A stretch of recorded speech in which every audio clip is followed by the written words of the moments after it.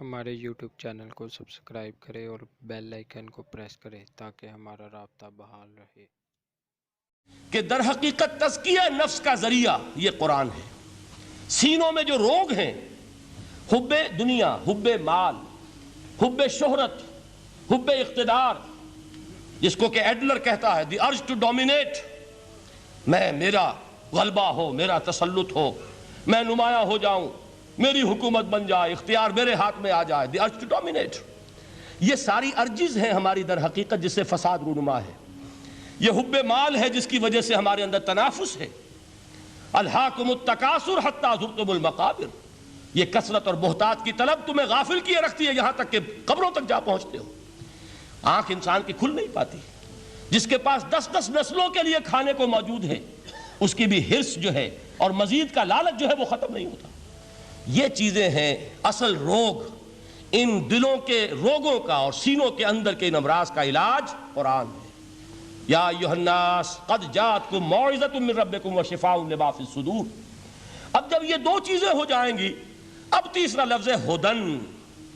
ہدایت بیکار ہے جب تک دل میں گداز نہ ہو، ہدایت بیکار ہے جب تک کہ نیت درست نہ ہو۔ کوئی شخص بڑا عالم ہے لیکن اپنے علم کو اس نے ذریعہ بنایا ہے دنیا کمانے کا، تو در حقیقت یہ قرآن اس کے حق میں ہدایت نہیں ہے، اس کے حق میں عذاب خدا بندی کا ذریعہ بن رہا ہے۔ حضور نے خود فرمایا القرآن حجت لک او علیک، یہ قرآن یا تمہارے حق میں حجت ہے یا تمہارے خلاف حجت بنے گا قرآن کے قیامت کے دن۔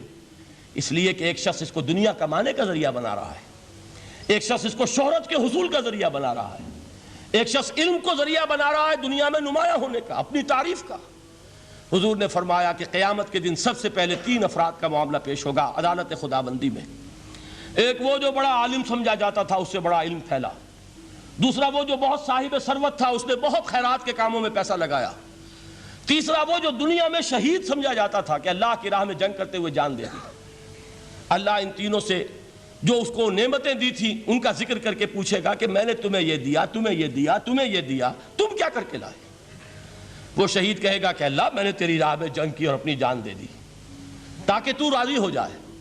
اللہ فرمائے گا کذبتا، تو نے جھوٹ بولا، انک قد قاتلت لان یقال جریء، تو نے تو یہ جنگ اس لیے کی تھی کہ کہا جائے کہ بڑا جری ہے، بڑا بہادر ہے۔ یہ لوگوں سے بہادری کے تمغے لینا تمہارا مقصود تھا۔ وقد قیل، وہ کہا جا چکا ہے، اب یہاں تمہارے لیے کچھ نہیں۔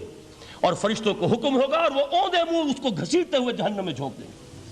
دنیا میں شہید سمجھا جا رہا ہے، آخرت میں جہنمی ہے۔ یہی حال اس عالم کا ہوگا، یہی حال اس دولت مند کا ہوگا۔ تم نے یہ علم پھیلایا تھا کہ تمہارے علم کا چرچا ہو جائے، تمہاری شہرت ہو جائے، لوگ تمہاری دستبوسی کرنے لگیں، لوگ تم سے جھک کر ملیں۔ وہ دنیا میں ہو گیا، تمہارا مطلوب مل چکا، تمہارا مقصود حاصل ہو چکا، اب یہاں کچھ نہیں۔ تو جان لیجئے کہ جب تک دلوں کے روگ درست نہ ہوں، علم بیکار ہے، ہدایت قطعاً غیر مفید ہے۔ پہلے دلوں کا کرسٹ اترے، اس کی سختی دور ہو، یہ ہے موعظہ۔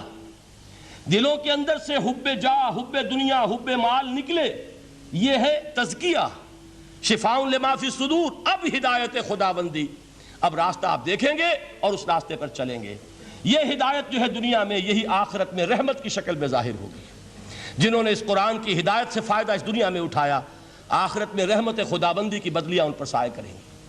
ایک حدیث میں تو باقاعدہ الفاظ آئے ہیں کہ سورہ بقرہ اور سورہ آل عمران یہ 2 بدلیوں کی صورت میں ظاہر ہوں گی میدان حشر میں، اور ان لوگوں پر سایہ کریں گی کہ جن کو ان سے بڑی محبت تھی۔